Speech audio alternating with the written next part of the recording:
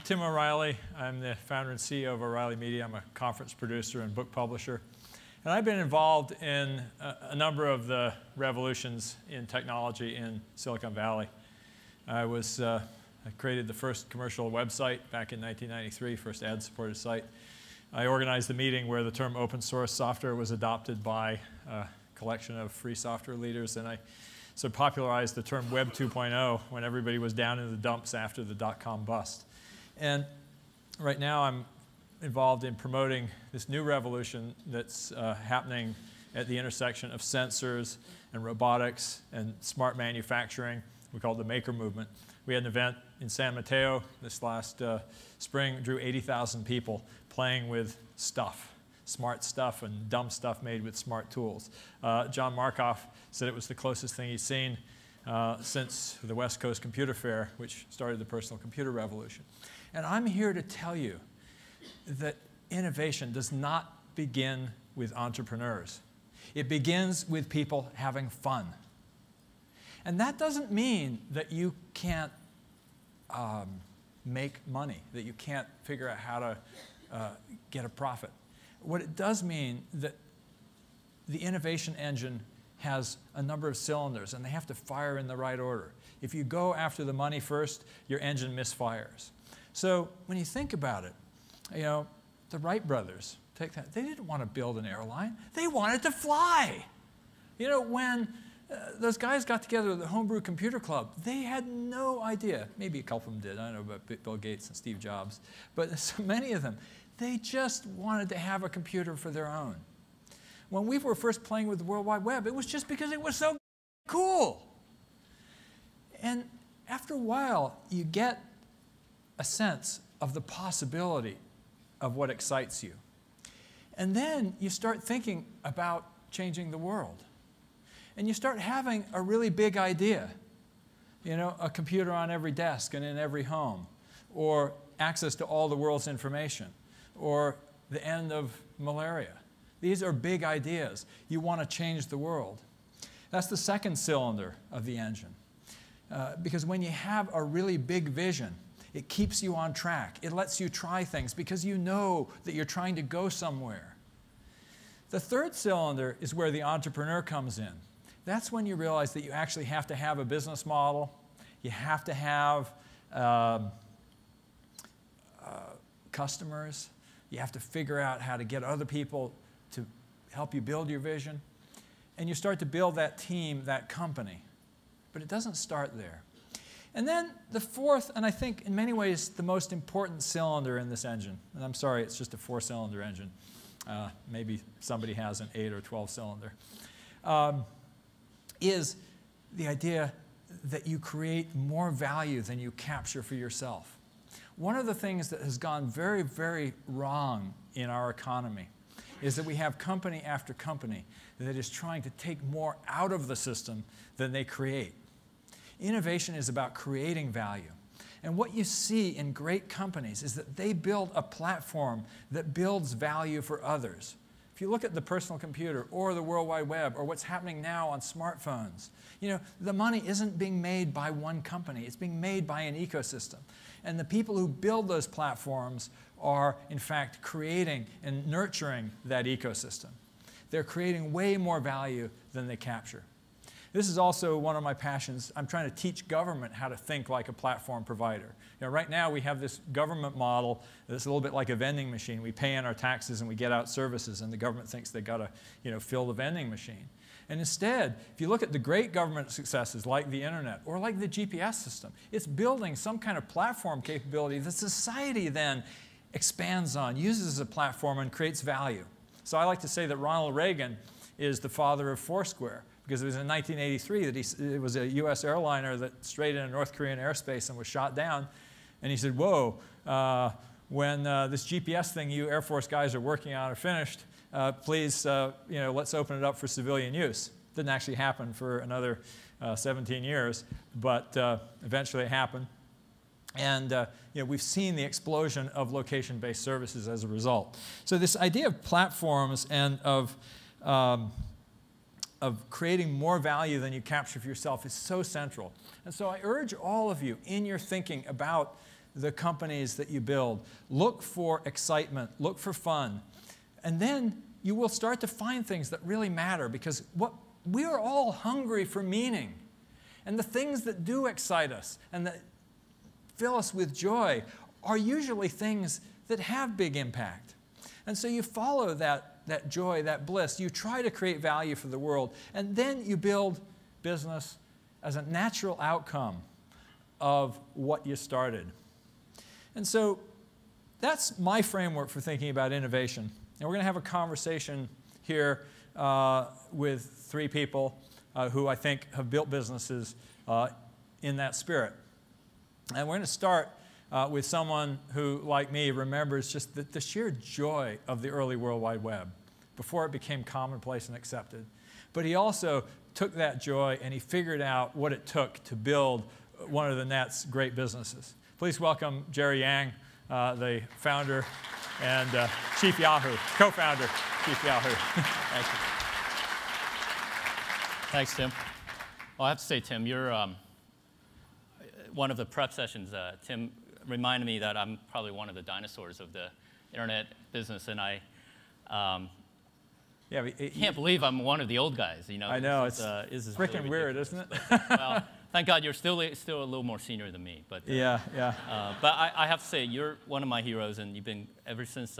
Even when we started, we looked to O'Reilly, and every time we get together, you're always on that next edge, and I'm fascinated. And obviously, thank you for having this conversation. But I just think it's so fabulous of you trying to change our government. But I have to say, I always feel like every time I go into D.C., I feel like I have to come back west, and it feels like whatever it is away from D.C. gets done faster, better. And well, I think in general, one of the things that is true in our society is that competition really does create innovation, and governments don't have much competition. And we have to figure out how to route around them and how to actually create some of the services that we used to think government had to provide. But I want to kind of... And they probably don't have much fun. No. I'm sorry. I'm sure but actually, I will say this. People in government are incredibly passionate. By the way, I'm supposed to be interviewing you, Jerry. Although we agreed beforehand we would just have a conversation, and Jerry kind of took me seriously on that. But I don't know what you're going to ask me, so I'm going to take the offense. Yeah, well, take the offense here. I want to start, because Jerry and I really started in the same place. You know, we were running, in some sense, competing services early on. I sold mine to AOL, and that was the end of that. And you went on to build a huge company. So you clearly know something about taking a company from innovation to scale that I don't know. So how did you do that? I mean, what was the, how did you go from that, this is just so cool stage to, building a multi-billion-dollar company?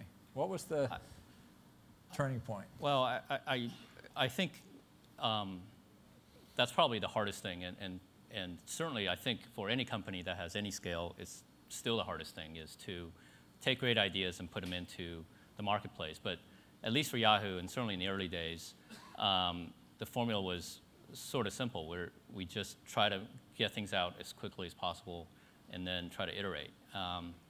That was the whole methodology about that, the whole lean startup movement. Trying to systematize that. And I actually think, and one of the things I do now is I do see a lot of startups, and I do talk to a lot of entrepreneurs, and they have it so easy now. It's so easy to have that lean and mean. And we had so much to invent back then. It was like, well, what do you mean, advertising on the internet? Exactly. But I also think, Tim, one of the things that, and I use this as a sort of my measure of entrepreneurs and innovators, is, David Filo and I started Yahoo. Larry and Sergey started Google. There's a lot of companies that started with a couple of people. Now, if you look at startups, especially in the Valley, and especially doing, leveraging all the infrastructure that's out there, what two people can do in a unit at a time, 6 months, 9 months, a year, it blows you away. Versus what we had to go through, or probably what Larry and Sergey had to go through. So I just think the pace of enabling innovation, and obviously I totally agree with your notion of fun, but clearly having fun at the speed of what they can do now, it's a lot more fun than 15 years ago. Yeah. So I mean, in terms of the technology that you think is most transformative in terms of the speed of innovation, you have any thoughts of? Well, you and I talk about this platform ecosystem, open and close a lot, and I probably learn more from you than you realize. But I certainly think that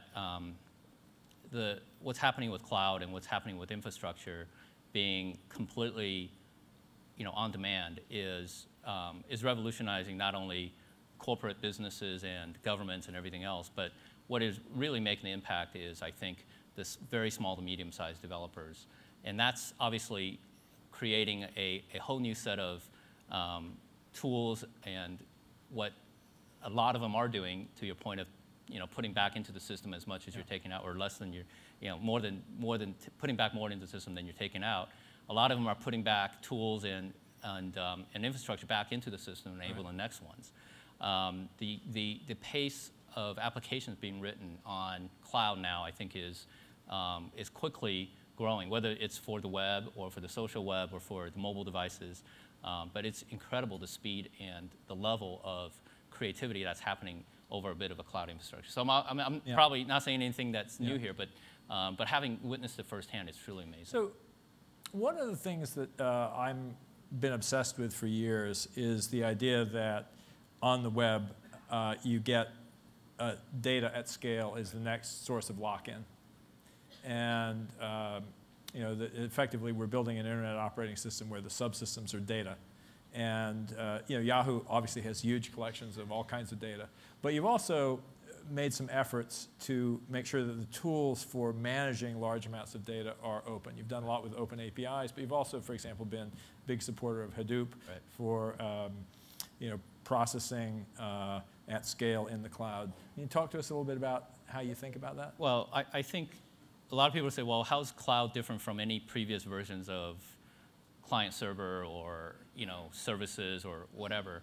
And I think the biggest difference is that in the cloud, there's a new business model being developed around leveraging the data and the analytics that's available and the compute power that's available in the cloud, and using that as a way to drive new business models, whether that's driving targeting, driving intent, driving commerce, or driving advertising. Or driving relevance in mobile. I mean, when you pull out your mobile phone and it knows where you are, and you're able to do various local relevance, you forget that's not happening on your phone. Right. Well, and I think it boils down to sort of this notion of relevance. Yeah. And I think if you look at Yahoo, we have to be as relevant as possible to our users, and if we can achieve that, it doesn't matter. And same thing for I think anybody out there today that's leveraging this cloud, if you're just using it for compute or storage, then you're not really leveraging the entire capability. And before, the cloud was not, the client server was not very knowledgeable. You knew what you had on the client and server, and that was it. Now I think you have this complete paradigm shift in, okay, how do you have analytic tools? How do you have things like Hadoop that you can push out computing and allow optimization to be done at a level that nobody before couldn't do? I mean, this is the stuff when I was at school and tried to learn how to do computer science, machine learning was this fantasy. And now it's, I think, a core part of business innovation. I think that's a really important point. Machine learning is the new HTML. Well, and we're not cranking out as many PhDs as we need in our school systems for this stuff. So you have this shortage in demand and supply. But so that's a good segue. You're on the board of Alibaba. You spend a lot of time in China. We're always beating ourselves up about that we're not producing enough PhDs over here.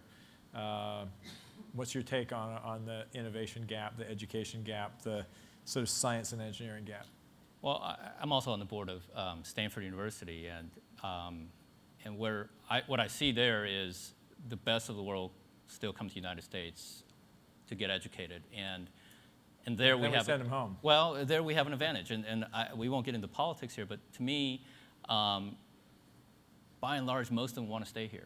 What do you think of the startup visa proposal? Well, I think it's, well, I don't know exactly. But the idea is any idea of generating jobs, we should keep them here. If they're generating jobs. John Doerr said, give every PhD a green card. Well, but the startup visa guys are literally saying, we need a visa that says if somebody comes here with a startup idea and is able to get it funded, you give them a visa. And it doesn't matter if they're Canadian or Paraguayan or whatever. Right. To me, it's really a fascinating thing. But to your point, I do think that there is, I'm an optimist for America. I'm an American. What I do is not possible without being in America. But I also think that the systems are developing in different parts of the world, whether it's India or China or whatever, and China being an interesting example. But I would say that when America is firing all cylinders, and I think our collective challenge as a society in America is to fire all those on cylinders. But if we're firing on cylinders, to your analogy, we're really hard to catch. Because this notion of innovation and entrepreneurialism, and I'll take Silicon Valley as sort of my little microcosm, it's infectious. Yeah. The incubators, Y Combinator is a popular one, but there's tons of these where now entrepreneurs and innovators are completely sharing best practices.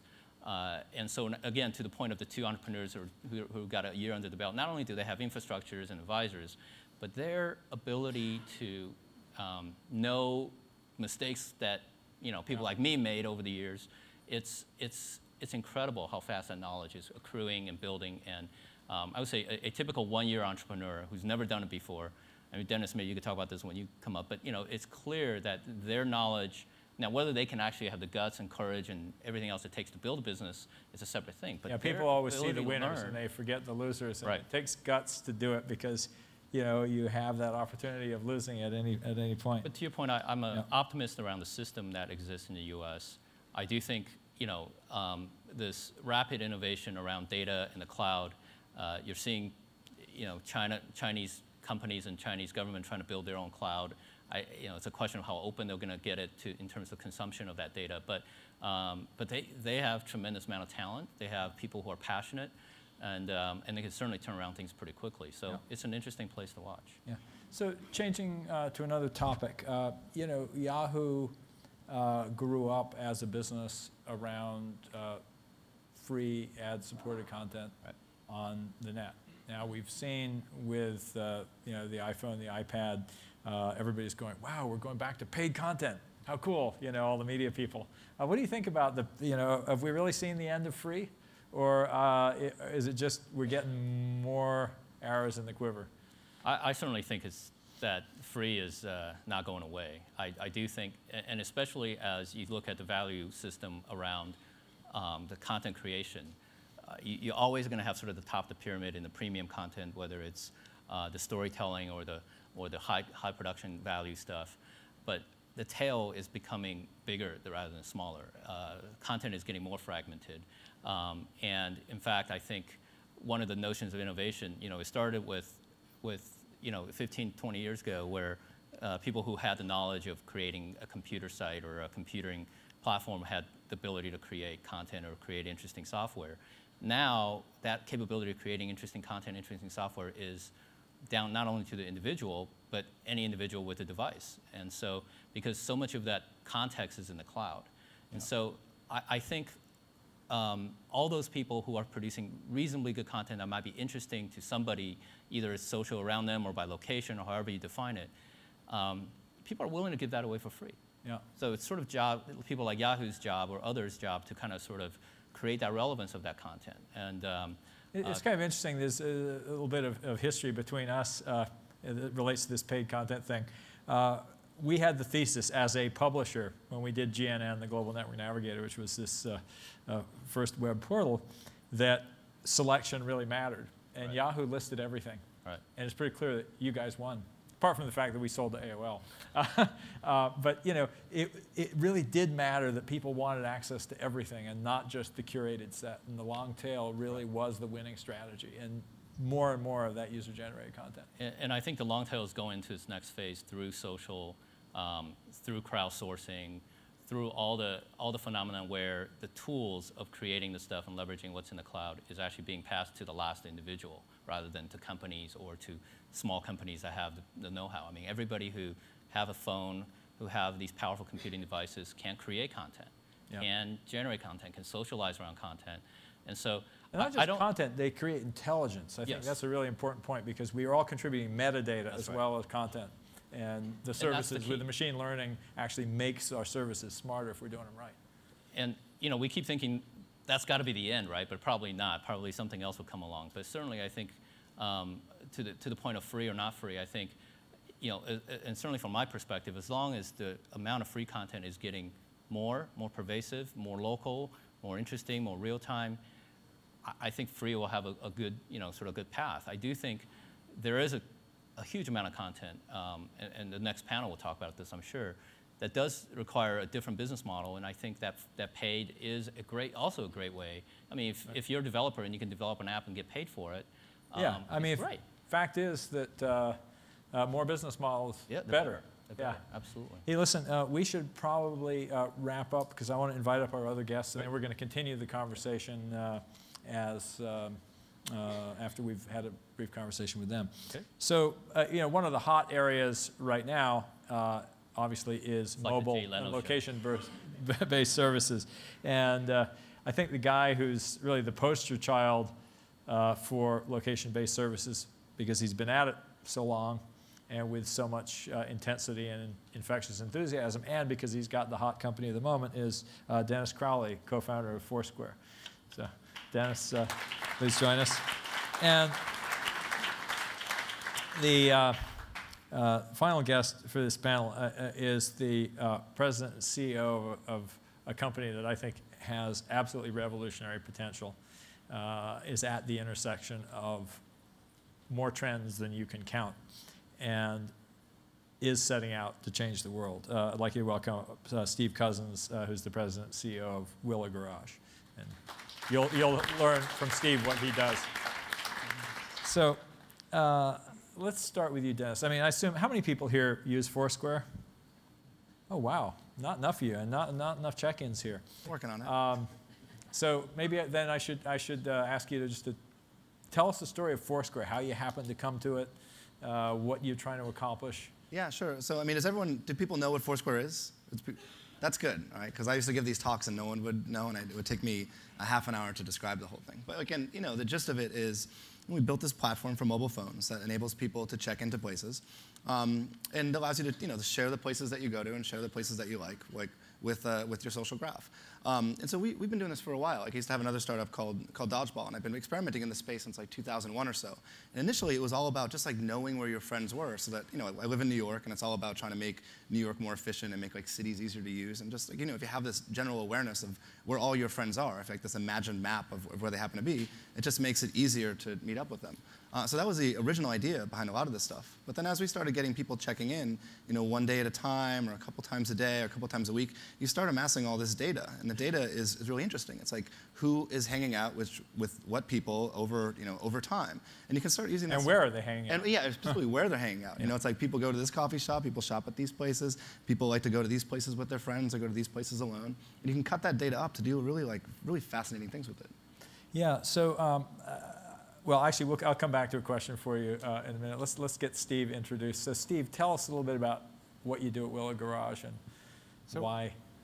So we're a robotics company, and we're about 4 years old, and we've basically set out to try to bring automation out of factories, where it's been very effective over the last 20 years, and out into the real world. So you can see one of our robots, the PR2, out here on display, and Eric and Keenan, who designed that robot, are here and doing a great job of showing off their vision of getting from a prototype at Stanford to we've got now 11 robots that we've given away into the world, and we're starting to sell them. So you say, what are these robots good for? And we're looking at a time frame that's longer than a typical internet startup. In fact, we're not a typical startup at all.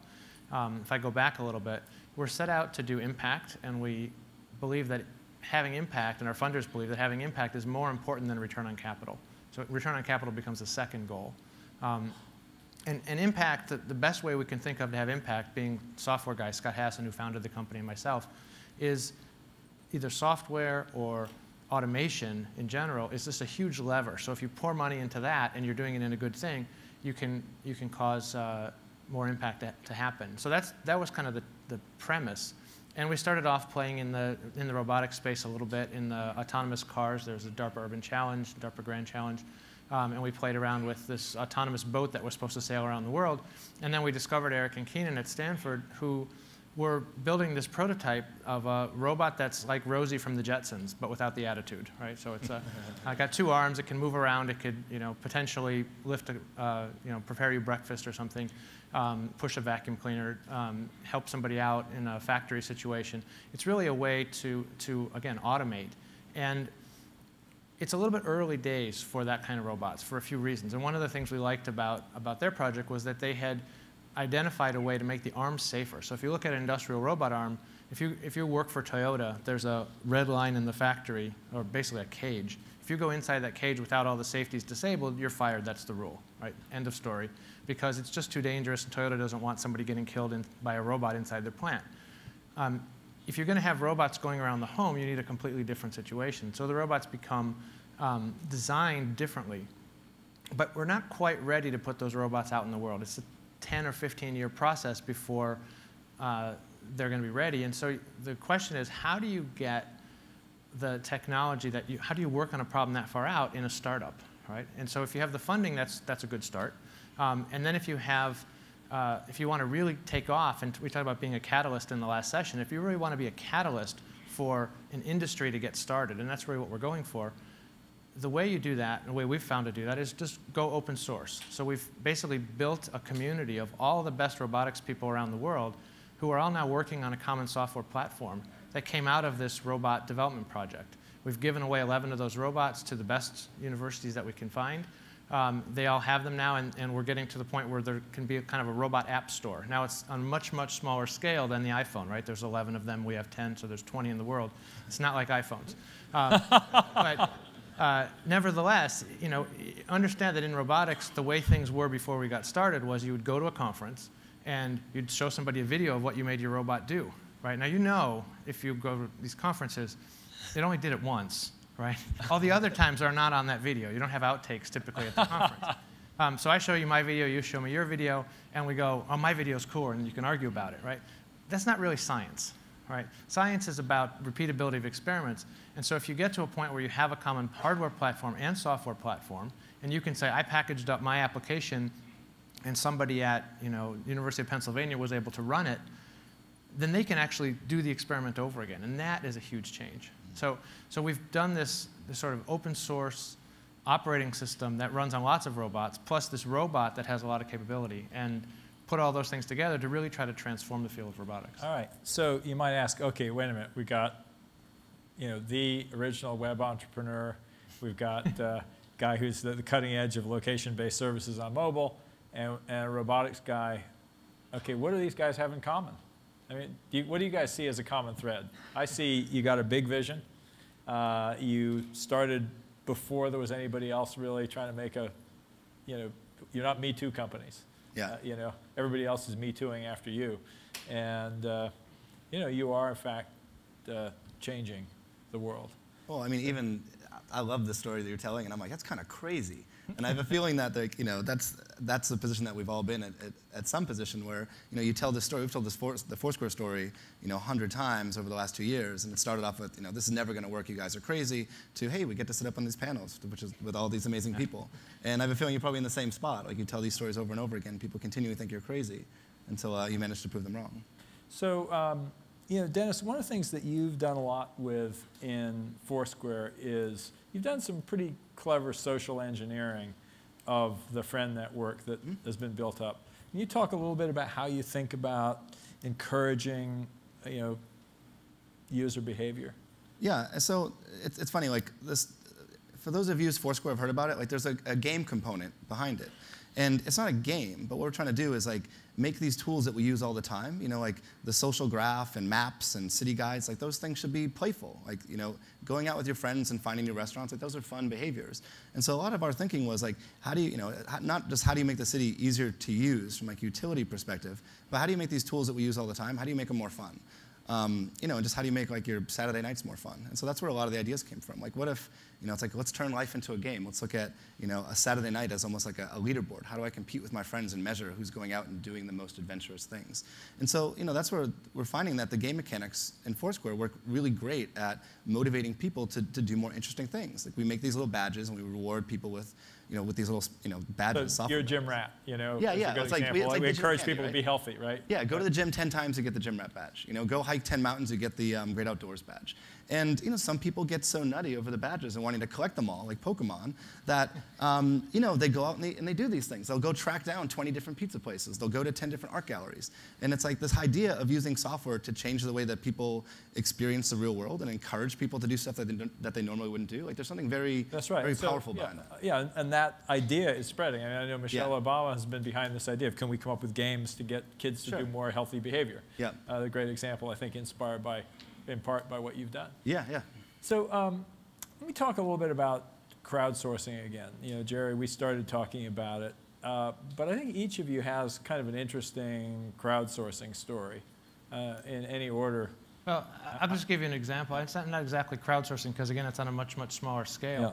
But we asked for people to do just a cool video. So we try to do things really fast because robotics typically takes a long time. It's really hard. You have to build the hardware. You got to build the software. You got to integrate it all together. It's electronics.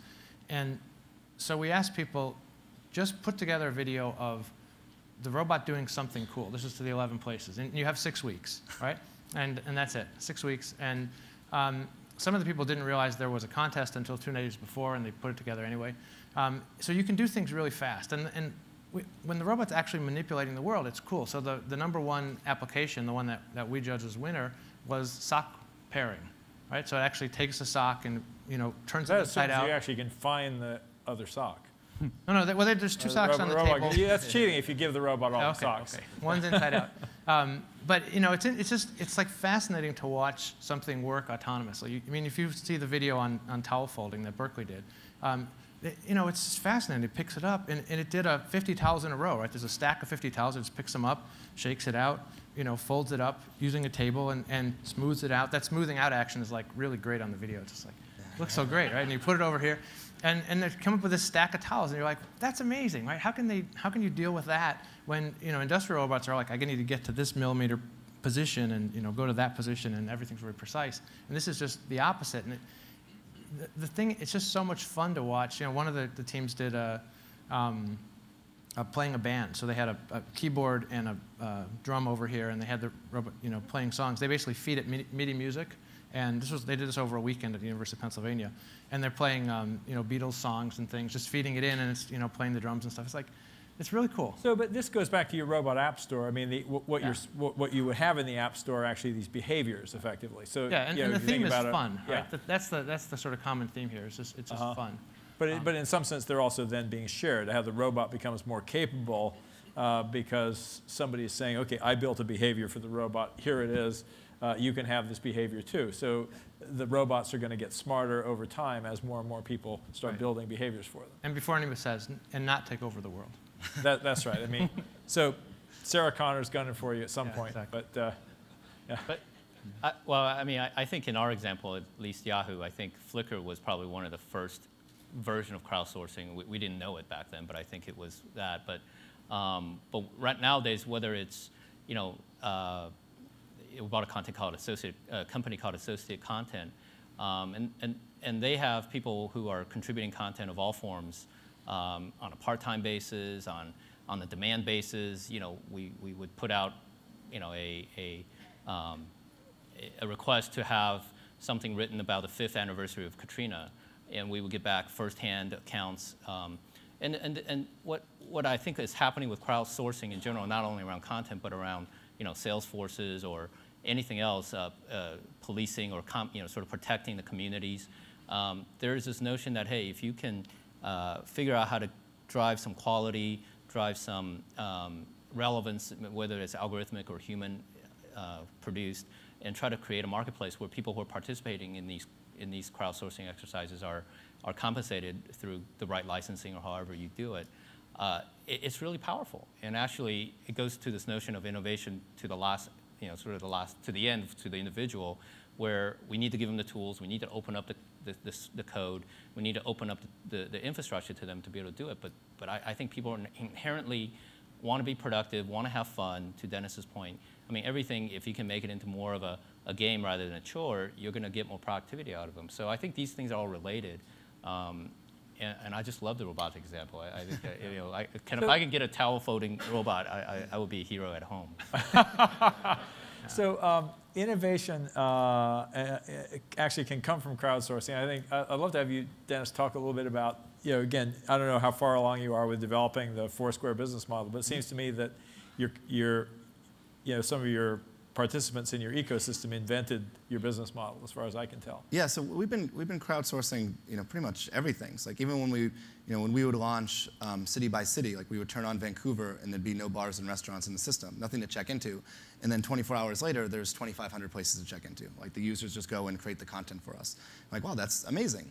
And so then that's happened all over the world. Like there's something like 8 million, so say between 6 or 8 million, I think, Foursquare venues now. They've just been created by just people all over the world that are using the service.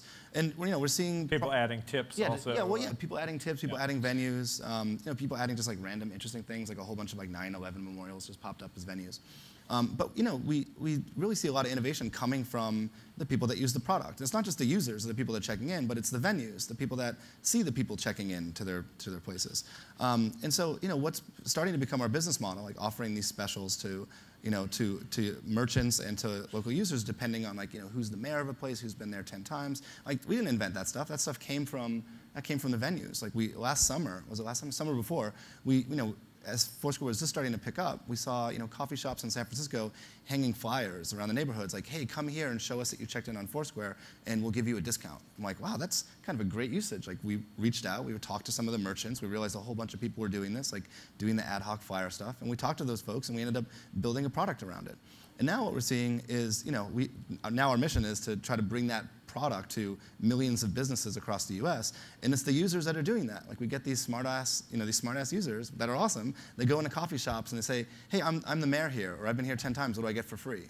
And they're like, I don't know what Foursquare is. I don't know what it means to be the mayor. But then, you get... So I bet a bunch of people in the audience don't know what it means to be the mayor either. Yeah. So actually, you should probably if you're the mayor of a place on Foursquare, it means you've been there more than anyone else, right? So people fight over being the mayor of the park or their office or the coffee shop, right? And like there's these big things, like these big mayor battles that get written up in papers and people make flyers. People go nuts over this stuff. But someone will go, this happens all the time. We hear the story, oh, I'm the mayor of my pizza place, what do I get? And the pizza place is like, I have no idea what you're talking about. And that happens 4 or 5 times before finally it's like, what is this Foursquare thing? And it's the users that are teaching the venues that the venue should be on Foursquare. So we're kind of like crowdsourcing a sales force in a sense. And like we're in the very early days of figuring out how that works, but it's worked for everything else we're doing, so like why wouldn't it work for that? Yeah, and I think it's really interesting because it really does suggest that when you have a technology transition, you end up with new business models that come out of left field. When we started with the web, it was, my first idea of web advertising was influenced by those bingo cards used to have in industry publications. Some of you probably remember those. It was like, oh, wow, we can do websites that will be the destination, for what used to be a bingo card. And you'll be able to have a catalog and people will go look at stuff online. And then along came, all the other forms of advertising. But, it was keyword advertising on a search engine that really sort of ignited this next big phase. And nobody thought of that at the beginning. And I think what we're seeing that now is we're starting to embrace location-based services on mobile.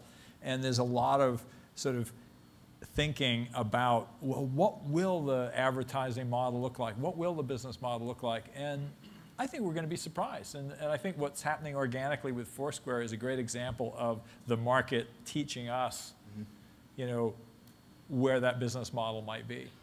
But I'd love to, any thoughts that you have, Jerry, on that, if you've been thinking about.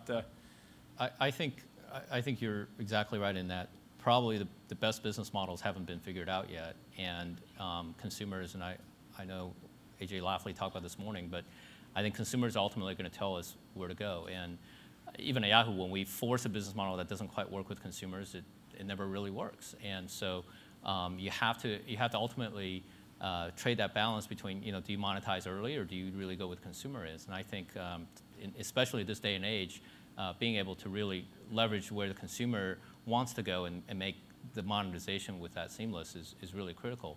But in a different way, I think people who are getting what they want are willing to pay a lot more. And so you have this almost bimodal where if you're happy with something, you're going to pay a lot more to that place, and if you're unhappy, You want to do everything you can to get away from it. So I think consumers are becoming a lot more intelligent as well. Yeah.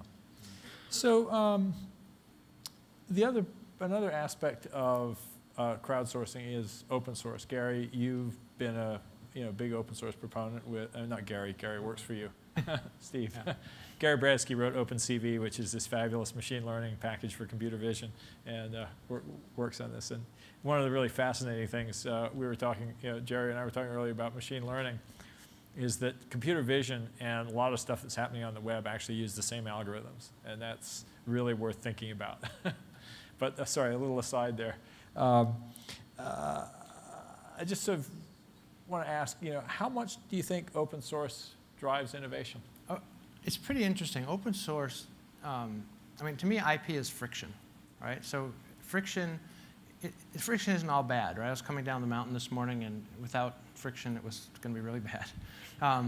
But it's not all good either, right? And IP, when you open things up, things change dramatically. So, for example, we give away the software and completely open BSD license, so anybody can use it for commercial or non-commercial. And suddenly, because it's not ours, because it's a community thing, and we actually put it on a ross.org site instead of on willowgarage.com, because it's on a .org site, because it's everybody's, all these different robotics people are willing to contribute in a way that they wouldn't be willing to if it was our code, right? And so even though it's open source, it's not just that it's open source, it's that it's open source and you can take it and form a company on it. So we're not the ones who are going to commercialize it and you're doing slave labor. That makes a huge difference to people. And there's definitely a place for companies to take off, but one of the companies that has a PR2 robot now is Bosch. And Bosch, the reason that we gave them one in our beta program was because they committed to open source. And think about a company the size of Bosch, which makes auto parts and drills and things and all kinds of different products. They're a worldwide conglomerate. A company that size deciding that they're going to do open source is just really surprising. It doesn't happen very often. Intel's done it to some extent. They're the ones who originally supported OpenCV. IBM's talked about it and done it in some ways. But it's very unusual. And the reason that they do it is because they say, we have a very clear business model. Robots could take off in 10 years, and we're going to be the robots' parts makers. And so we can give away software all we want because we're never going to be a software company. So let's contribute to this open source software and become a part of the community. It really makes a difference. That kind of goes back to that create more value than you capture. Yeah, exactly. Exactly. Be part of building something. So I just wanted to open this up to questions from the audience. If anybody wants to ask any of us here a question, feel free to go to the mics. Lacking that, I'm going to ask, and you guys, you guys think about the future. You've got to. So when you think about the future, what's going to surprise us the most over the next few years? For me, that's easy. It's what application is going to come out in robotics. Because robotics is like, well, people ask me all the time, what are you going to do with these robots, right? And it's not just folding towels, right? You can do lots and lots of stuff, but what's the really important thing? And the answer is you can't even think about that until you have robots. Once you have robots, then you can go out and build it. The spreadsheet didn't come out until there were PCs readily available. And we don't actually in robotics say killer application because it has a different meaning there. But, what is the equivalent of a spreadsheet for robotics? Yeah. Well, I think with all the opportunity we're talking about here, and obviously all the stuff that's going on in our world, I do think there is a, how do I say this without being negative about it? But I do think that there is going to be more challenges around how we, govern and how do we make sure that assuming this trend continues, where every individual can be part of a creative and innovative process. I think in some way that's really good. I also think that may mean that other people with the same tools can do bad. And I think how do we create a system where this stuff is sustainable is really a critical question that we should think up front. And it's not that robotics or location services or Yahoo by itself could be part of that, but I do think that the more you empower individuals, the more you do things, then one person or one entity could do some damage in a system. And I'm really struck by this notion of, how do we create impact, but for our next generation. I was saying to Tim earlier, I'm sort of living through my kids' eyes, seeing the world through my kids' eyes, and there's nothing in my mind more special, but also more worrisome about seeing the world through a 6-year-old eyes. And the question she would ask me, really worries me about the future, and whether it's on the energy environment side, whether it's on the biology side, whether it's certainly on the robotics side. And I think, to me, doing good is not just giving money away. It's about solving some of these problems that we have the technology, and I think we have the brains to do it now. And it's something that I hope we all take away and think about. All right. Well, they're giving us the red light, so I think that means we got to wrap. Unless you got something really quick to add to the. Well, yours is really deep. I feel. I'm sorry. I was gonna say, like, we always talk about the stuff we're building as like technology that facilitates serendipity, or that makes these little chance encounters happen. And so whether it's like a room of people that don't know each other that have information to share, or whether like you're walking down a street in a strange city, like those are like situations that present problems that could be solved with some of the stuff that we're doing. Like I desperately want the application on my phone that scans for everyone here and tells me the 10 people I need to talk to before I leave today. And when I have 2 hours to kill down in Phoenix, like before my flight, I wanted to go to my social graph and tell me what are the 5 things I got to do if I have 2 hours to kill. And so that's the type of stuff that we're trying to solve. And like we're getting to the point where the phones are smart enough, the graph is out there, the geo tools and the social tools are there. It's just putting all the pieces together, and just making that stuff happen. All right. Sounds awesome. All right. Thank you very much. So our.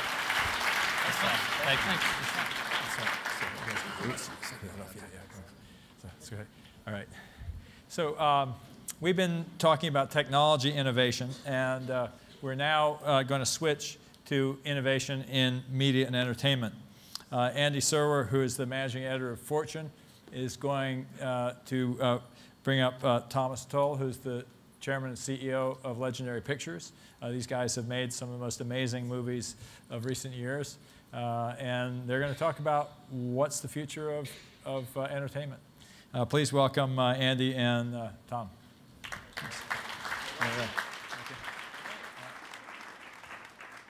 Hey. I don't know. Sit over here. You got the glasses on. I have the glasses. Well, I'm going to engage in a couple of conversations, Hollywood conversations, which is why I'm wearing these glasses. And also, Thomas requested that I keep them on, so I'm going to make him happy. Yeah. And before I get to you, just sort of generally, I want to sort of, kind of lay the foundation of these 2 conversations we're going to have with some of the leading lights of Hollywood, including Thomas.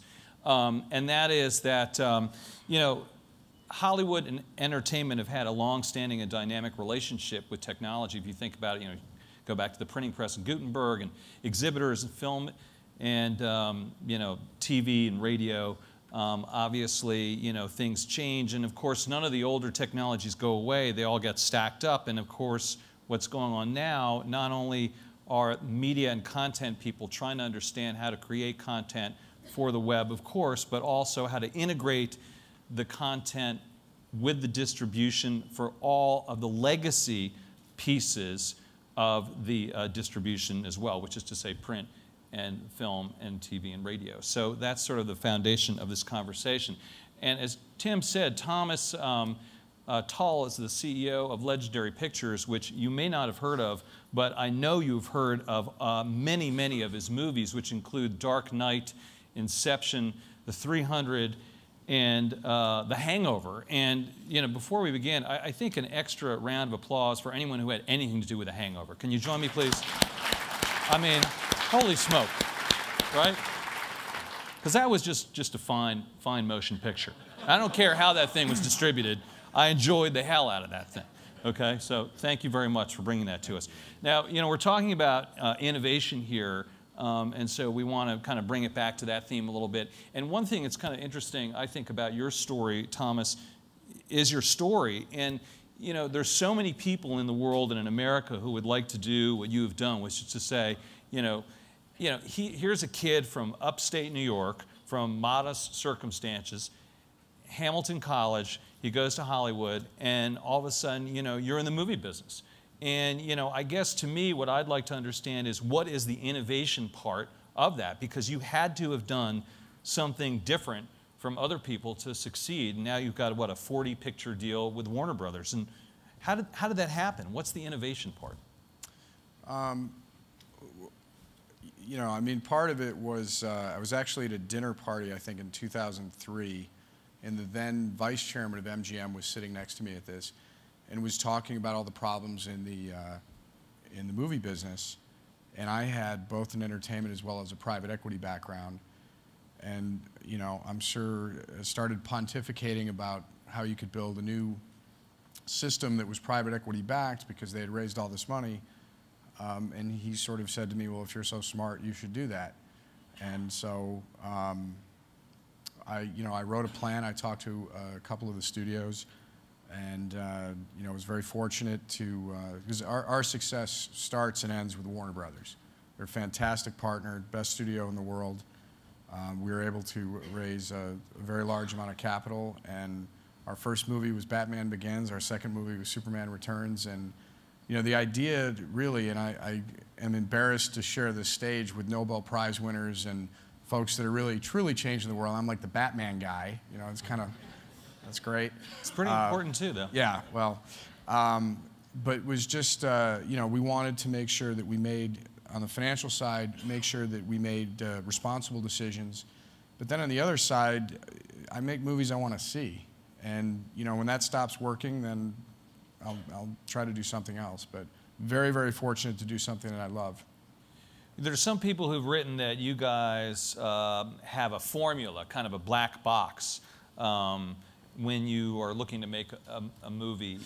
Is that true? Is this sort of, you know, just looking at, you know, kind of an algorithm-based system? And isn't that, you know, what's wrong with Hollywood, all the formulas and stuff? If you find that black box, I would love for you to call Patrick and Ari and let them know, and we'll get it in, but I haven't seen it. I mean, again, we're a very director-driven company. That's a very big thing to us. You know, the directors, we've had the privilege of working with Chris Nolan now 3 times, Zack Snyder 3 times, you know, Bryan Singer, Sam Raimi, Todd Phillips on comedy, who did The Hangover for us. And, you know, these guys and these folks that have that vision, our job is to empower that. And then, you know, Warner Brothers has their machine on the marketing and distribution side. And, you know, but there's really no black box. It's, because at the end of the day, with all the new innovation and technology in 3D, we're in the storytelling business. And if the story is interesting, and you can capture the imagination of the public, and for 2 hours I can go into a darkened room and the lights go down and I get to kind of escape for a while, you know, that's our job. But how do you tell? I mean, The Hangover, you know, it's just amazing to me. Again, it's like some guy walked in your office and said, you know, I got this idea to make a movie about a couple guys who go to Las Vegas and get hammered. Now, you know, I mean, that to me sounds like the most rote, overdone story that, I mean, I couldn't imagine if I was in your position greenlighting something like that, because it just sounds like it's just been done a million times. I would agree, but if that person's Todd Phillips who made Old School, then it's kind of like, you know what, Todd, that's pretty cool. So, you know. There you go. True that. What does it mean when you just said you believe in strong directors? What does that mean? You know, well, for us, these folks just have an incredible vision right off the bat. You know, when the first time that read the Inception script, and Chris had all the models and everything laid out, and we walked around the room, and it was just clear as day that he had this, you know, this vision. And I think the word genius gets thrown around way too much in our business and in Hollywood. I think he has sincerely earned it. And I think, you know, the directors that absolutely have a vision and a plan and the confidence to go out on a limb like that and execute it, you know, that's our job, again, is to empower that and to make sure that we're constantly looking for the next directors. And the 300 is a great example. Zack Snyder, who's an amazing filmmaker, had made, you know, one small horror remake, and when he pitched me the 300, he almost stood up and acted it out, and was just so passionate about it. And I think that's one of the keys that I'm not sure you just kind of have to feel your way through. Right. Obviously, we have an IT crowd here. So when you're talking about something like Inception, what are all the different IT pieces of that, from CGI, production, distribution? I mean, how are you even thinking about that stuff these days, Thomas? Well, it's, you know, you surround yourself with a great staff who, you know, has expertise in each of these areas. And, you know, frankly, making a movie these days, there is so much technology, from sound design, from, you know, how the editing is done, to how everything is done, motion capture. There's some unbelievably, you know, just cutting-edge pieces that are put together in all of these things. And with distribution these days, going digital, you know, the innovation going on with 3D, both on the camera side, what James Cameron is doing, and you know, there's a lot. So for the IT crowd, you know, we want you to forget about it once you go in. At least I do. If you're sitting around thinking like, wow, they really pulled that shot off, then we haven't done our job, because, you know, we want you to be completely immersed. But it's really pretty staggering when you start with a pitch and a stack of papers with a script, and you sit back at the premiere and say, you know, there it is. It's really special. Do you still focus primarily on theatrical distribution, or are you thinking about having your pictures distributed on the web? No, we're focused on all aspects. And the interesting thing to me about the movie business is, if you go back and look at it, you know, putting movies on television 40 years ago was going to kill the business. Then HBO, well, now you can actually say curse words on TV and see the whole thing, and that was going to kill the business. VHS, DVD, I mean, the tombstone has been written for this business many, many times, and it just has this resiliency.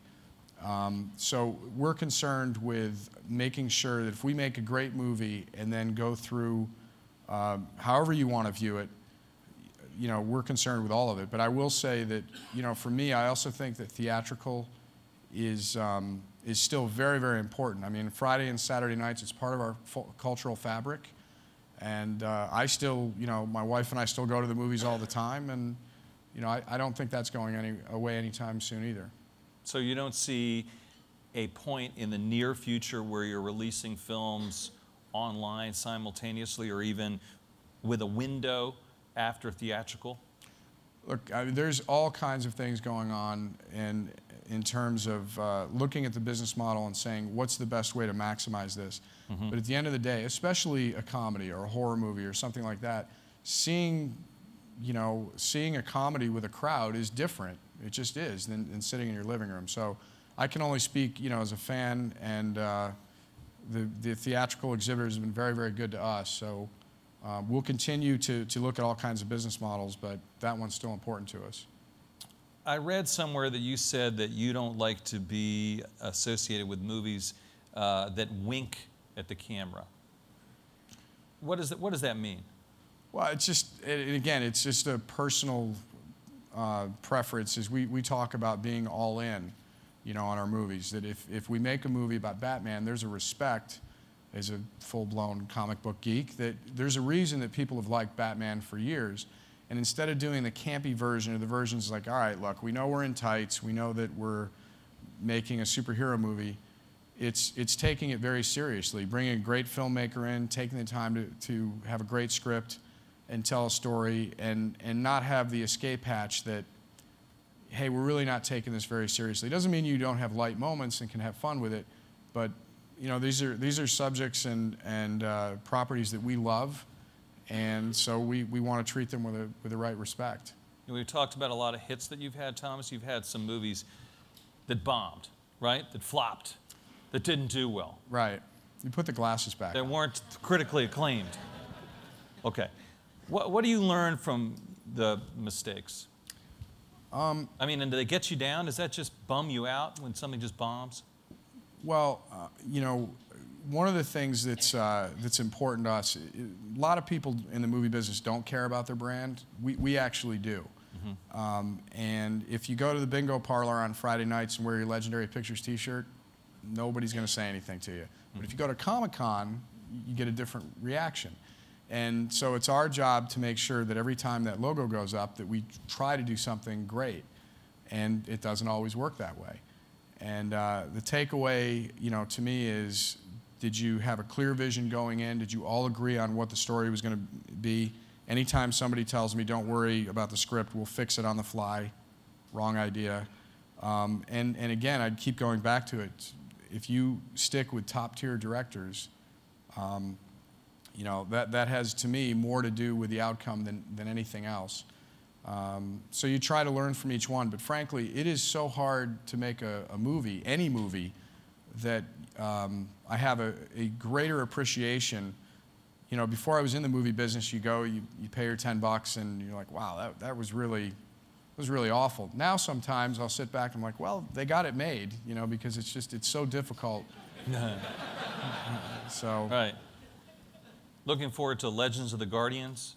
That could be my favorite coming. Zach's? No, Yeah. yeah, never mind. We're halfway there.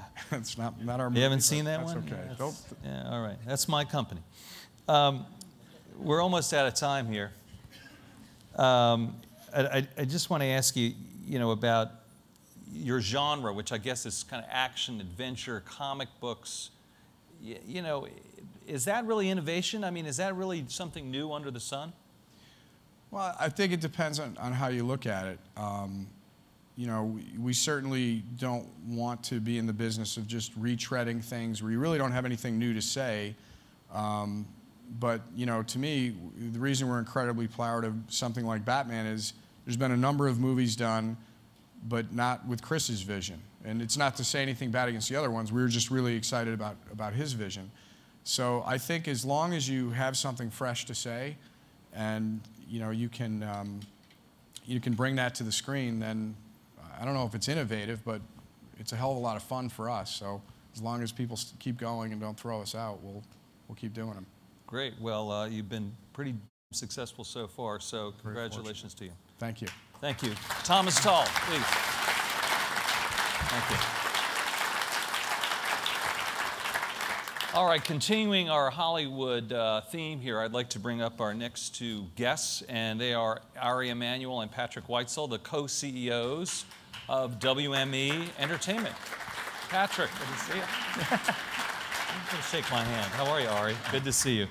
Thanks a lot, guys, for coming and for patiently waiting in the wings. You probably know who these guys are. They run, you know, what's likely the most powerful agency in Hollywood or the world, and it's an incredibly dynamic place with a client list that blows me away. I mean, you know, Patrick, you're one of them. Yes, that's true. That I should disclose that. Yeah.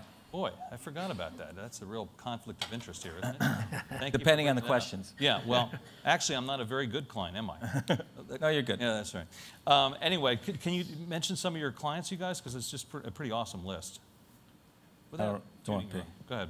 Well, it's Larry David, Marty Scorsese, Michael Moore, Sacha Baron Cohen, Adam Sandler, Matt Damon, Charlize, Lady Gaga. You want to keep on going?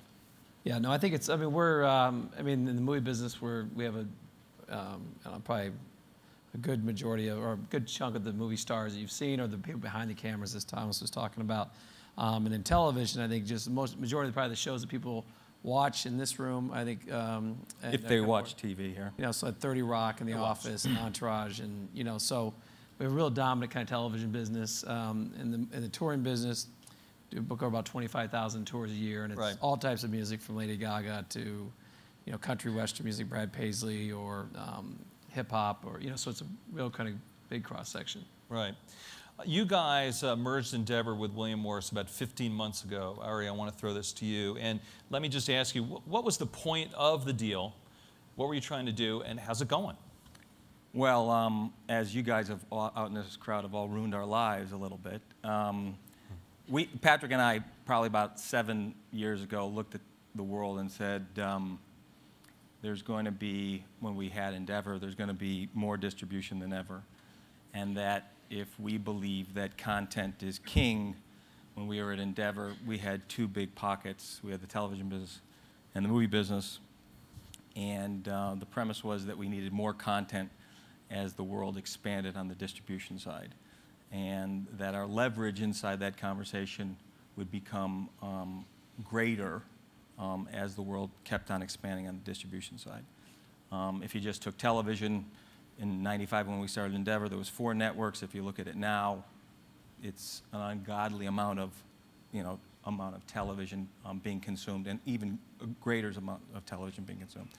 So when we looked at it, we could add a publishing, an author business, a theater business, a lecture business, and a music business. And then as we pushed in on the conversation as it relates to distribution, we would have a different seat at the table. And then off of that, as distribution changes, whether it be in social media, et cetera, how we used our branded content and how we have the conversation in the traditional manner into the expanding kind of world of content and how you define content gave us more leverage. So that was the basis for it. Okay. So Patrick, how's it going with the new model? And you hear a lot of people saying that, oh, the old Hollywood model, the whole Hollywood agent model is dead. What does that mean, and what are you guys doing to get out of that trap? Well, first of all, I don't think the old model, or if that's what you call it, is dead. I mean, we are probably doing as more television. I mean, our traditional businesses, we're doing probably more television work than we've ever done. The movie business, is, as Thomas mentioned, is not going away. There's 1.3 billion tickets sold 10 years ago. There'll probably be 1.3 billion sold in 10 more years. So the film and television business and music actually, the byproduct of the changes there, acts have to tour more. So our core business and what we've done for a long time hasn't changed a lot. I think where you're seeing the biggest change is the type of people we represent has expanded. The people who are going to come up here, you're going to see a little bit, are clients of ours. The idea you can take a company like Hasbro that is a toy manufacturer and create them, and they now can become intellectual property and creators of movies and also own a television channel or cable channel. That can happen, right? And I think as you'll see the next phase, which Ari's talking to, is as the economics start making people that we represent incentivized to do branded content for the web, you'll see that content get really good.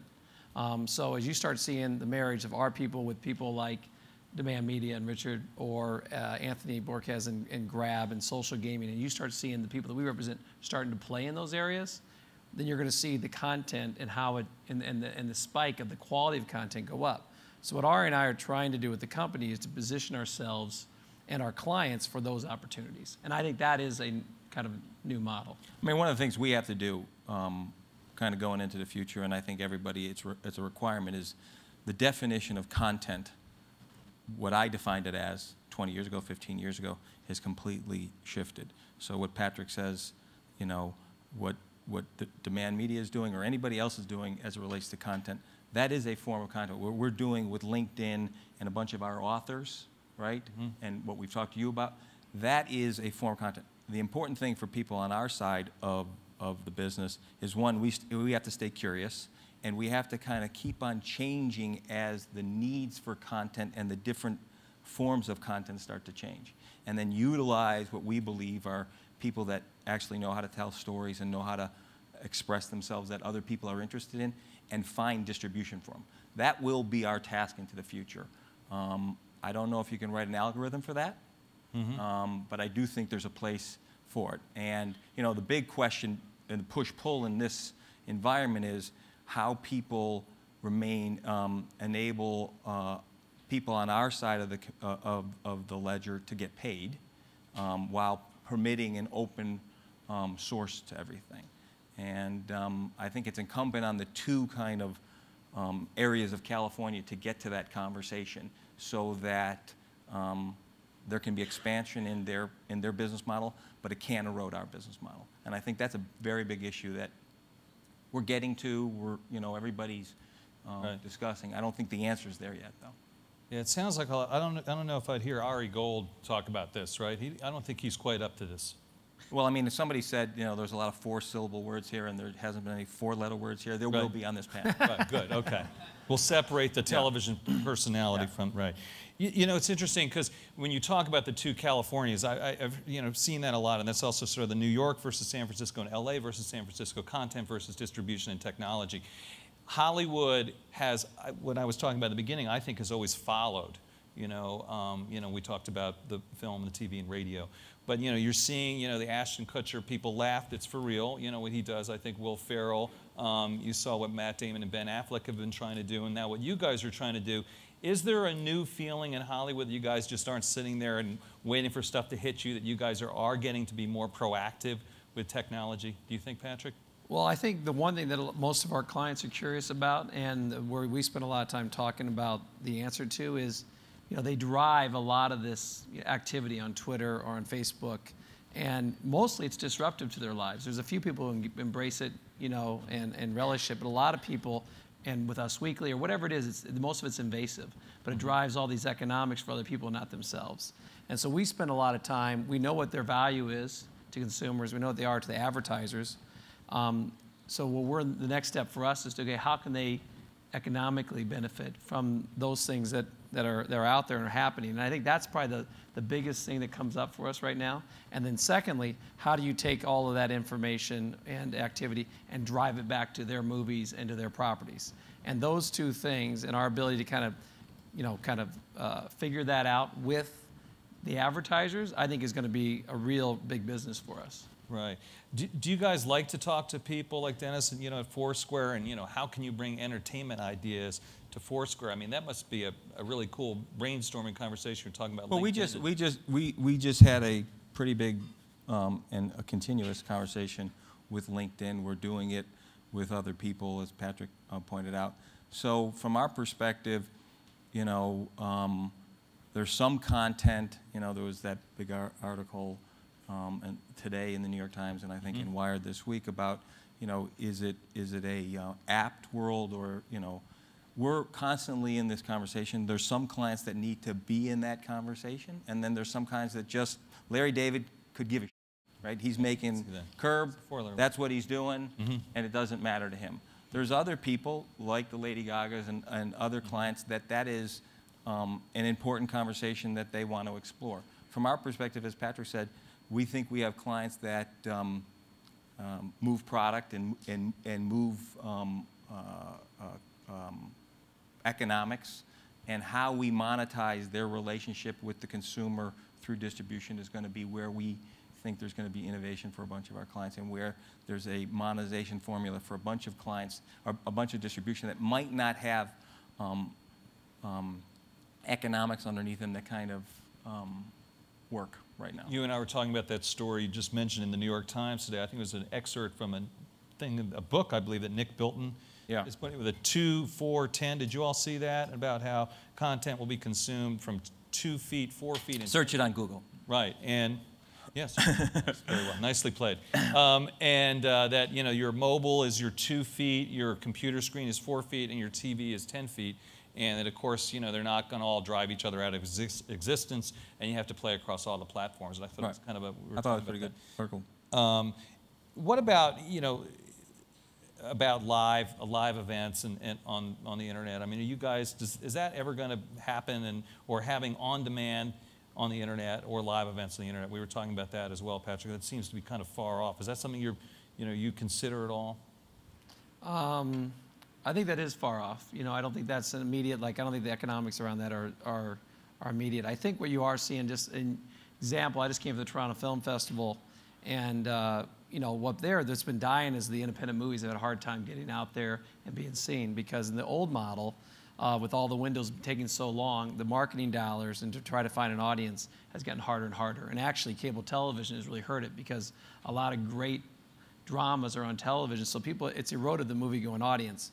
But what you're seeing now is that the VOD model for independent film is a great thing, because what's happened is it allows the economics of guaranteeing someone distribution and advancing them some money against a theatrical distribution, as long as there's a quick window into the VOD, allows more people to see it, everybody to make more money, and therefore you're seeing, consequently, in Toronto, we just sold 2 movies that probably wouldn't have been, well, they may have been sold, but they certainly wouldn't have been sold what they got sold for.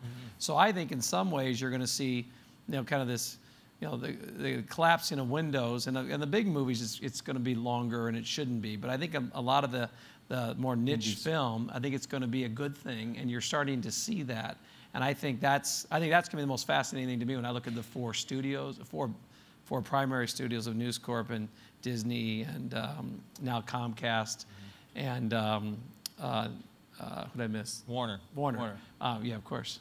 But they all have slightly different kind of agendas, but I think that you're going to see them all kind of play around with this windowing, and I think that'll be a good thing. Talking about products, we have to talk about product placement, and that's kind of a big topic these days. I was looking at Wall Street Money Never Sleeps, the second iteration of Wall Street, and I think they're in a bar, and I think once a gecko asked him, "Would you like a Heineken?" And Shia says yes, and it's just pretty blatant. I mean, you guys doing more and more of those kinds of conversations? On television, in fact, coming on television, it is happening more and more. So we're having conversations with the WPPs. I mean, in our business model, we have a whole marketing advertising business that as we see the business, that coupled with marketing is going to be a very important relationship. How we handle the big advertising agencies, I think is, they've built a distribution model that they have to execute. But we're having more and more conversations with advertisers every day, whether it be the P&Gs, the GMs of the world. Almost on a daily basis now you're having those conversations.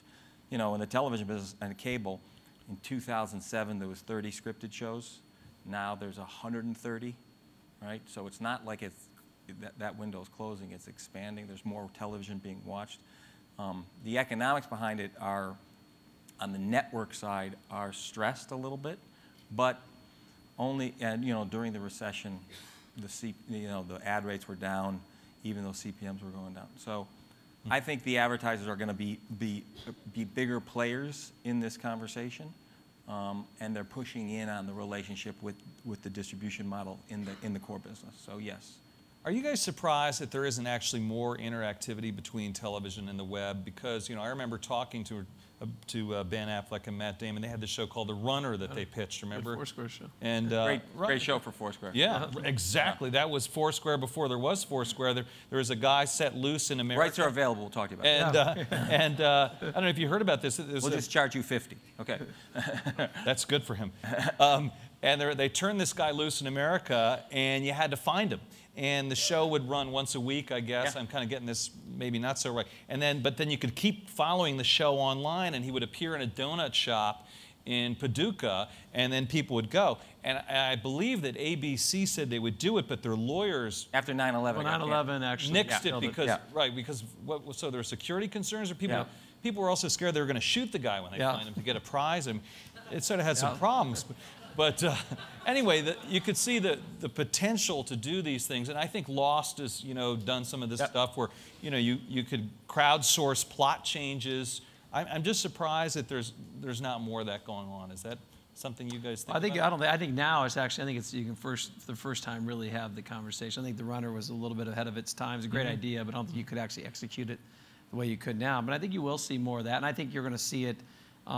In social gaming, particularly, I think that's an area where, whether it's woven into the narrative of a television show or it's just your celebrities driving traffic to that and participating and coming in and out of the game with you, I think that's going to be an exciting place too. Yeah. Does anyone have any questions? I've got a bunch more to ask these guys, but if anyone wants to, just maybe pop up to the mic.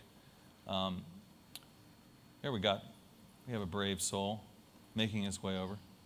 You go. A lot of news about the LeBron show that you guys packaged. Maybe you want to talk to us a little bit about that and implications going forward? I have no implications going forward. It came out of sitting at the game with his manager. And I think they're probably going to win down in Miami. How about that? That's a prediction for you. The hell was that? Very good. What I mean, I sold the show.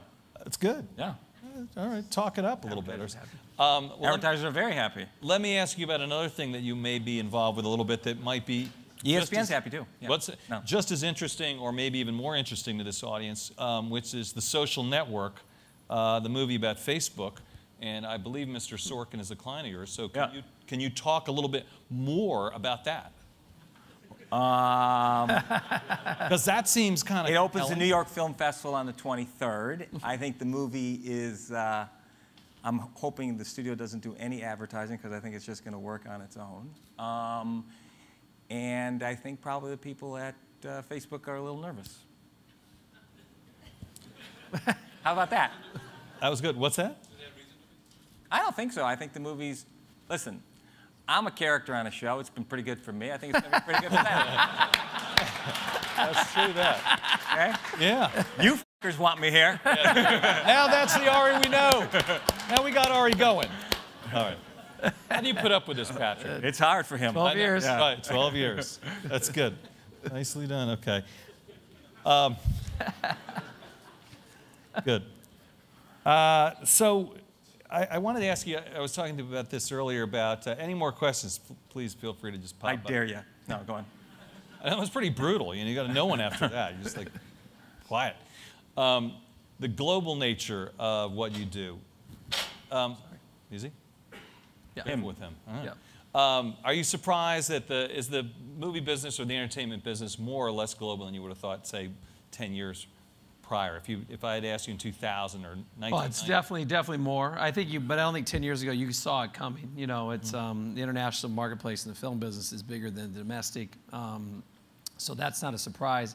I think what you're now seeing though is actually studio. There's film finance companies all over the world that now we actually cover, like we do Warner Brothers or Universal, and we go to them to kind of make, and that never would have happened. One. Also, two is, it used to be that you would always take, if you had your best content or your best ideas, always to the studios first. And now, you still obviously will do that a lot of times, but weirdly enough, as if you want to bifurcate rights and hold back more of the control, and when you're really hot hand, you actually want to take it to the studio last. Something we talked to Thomas about a lot, where you would maybe partner with someone and then go to them at the very end just for domestic distribution. So that part of it's changed, and there's a lot of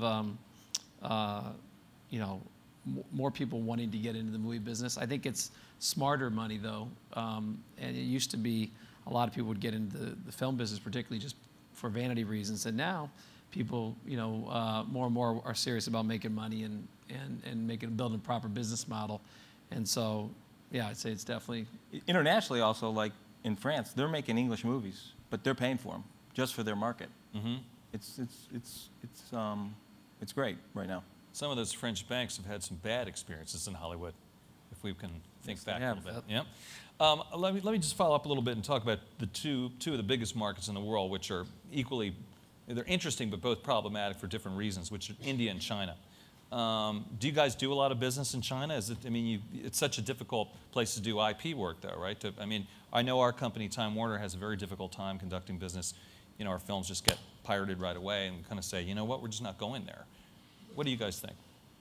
Well, there's some in India, a lot of the animation, also in China, kind of coming out of their innovation and production houses. A lot of the studios have moved Sony, Fox on the television side there and making some local movies. I think there's probably some constraints on the economics as it relates to getting money out of China, but they're all trying to figure that out. So, can you do stuff in India with? You hear about Bollywood, but as far as I can tell, there's like Bollywood and Hollywood. One or two huge movies being exceptions. But is there any connectivity there? Not so much. Not so much, really. There was a big announcement about all these deals they made with talent a few years back, right, where they made kind of production deals. But in Hollywood, what are called second look deals. So what happens is if you're a producer in Hollywood and you have a deal with the studio, you make what's called a first look deal or an exclusive deal, but normally a first look deal, well, they'll pay you some overhead, and your only obligation is you got to bring them all your ideas there first. And then if they don't want them, you pass on them, then you can take them to everywhere else in town. They made, most of those deals were second look deals. So a second look deal doesn't really have a lot of teeth in it, because usually if something's really great, it's usually been sold the first time. And then if your only obligation is to take it to them the second time. So it was a big announcement, but I don't think a lot of movies have come out of it yet, because it doesn't, How many people in Silicon Valley would do second look deals? Not a lot. So. Interesting. Right. Yeah, good point. Why is it that people, and we got to wrap things up here in a minute, why is it that people are always saying, the Hollywood studios are dead, they're dinosaurs, and yet, they keep lingering on. I mean, they seem more powerful than ever. You know, always hear about the wave of independent studios, and those actually are the ones that ended up, I think, kind of getting killed over the past 10 years, right? I mean, how does the whole? I think the studios are not. I mean, the film side, they certainly aren't dead by any means. I think that the biggest challenge they've had is the variety of movies they can make has been challenged. I think if you're Warner Brothers, you know, and Thomas works with them, but they were making 2 tentpole movies a year. Now they make 8, I think, right? And that's where they make the lion's share of their money. Or if you're Disney, you want a movie that kind of you can monetize through off all your platforms, right. The theme parks, the merchandising, to ESPN, ABC, so whatever it is. So that constraint causes a little bit of a challenge for them, because everybody has this idea that people who work at studios don't want to make creative, original movies. They do. It's just the economics get so expensive that it puts them in somewhat of a box. I mean, you're sitting there, you know, everybody thinks the movie business is movie business. Movie business is DVD business. Mm-hmm. And with Netflix and their economics, and then the economic downturn and what happened at Walmarts of the world, the economic underpinnings of the business kind of started to implode, so that's why they reduced. I do think, though, technology is going to, and it's, as Patrick said, on the independent side, those 2 elements and how you deal with the Netflix issue as it relates to DVDs. When Warner Brothers held back 26 days, you saw the DVD numbers spike.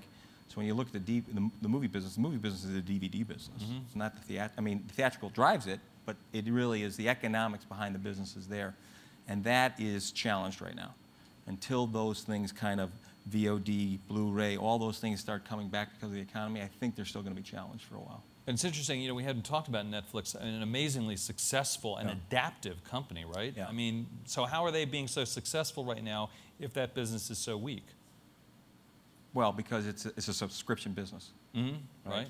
And then they're building out other models on the VOD side and on the pay side. So, and the business isn't weak. Here's the thing: is that what happened was when a studio would make a movie and they'd underwrite their costs, they would budget in what they thought it would do on a DVD sale. Mm-hmm. And so when you have a movie, you would much rather have someone buy it than rent it. At least it's currently the current model.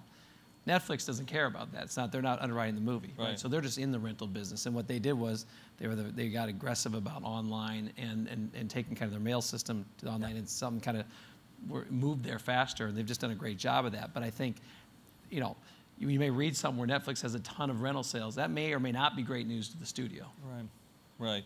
And it's interesting. We were talking about, you know, TV and the internet, and I was saying, you know, we're still a long way from being able to watch live TV on the internet. There are people in this room I know who are going to disagree with me, but for the average consumer, especially with, you know, sports or sitting there at home without a TV, it's hard to watch an NFL game or an NCAA college football game still on TV.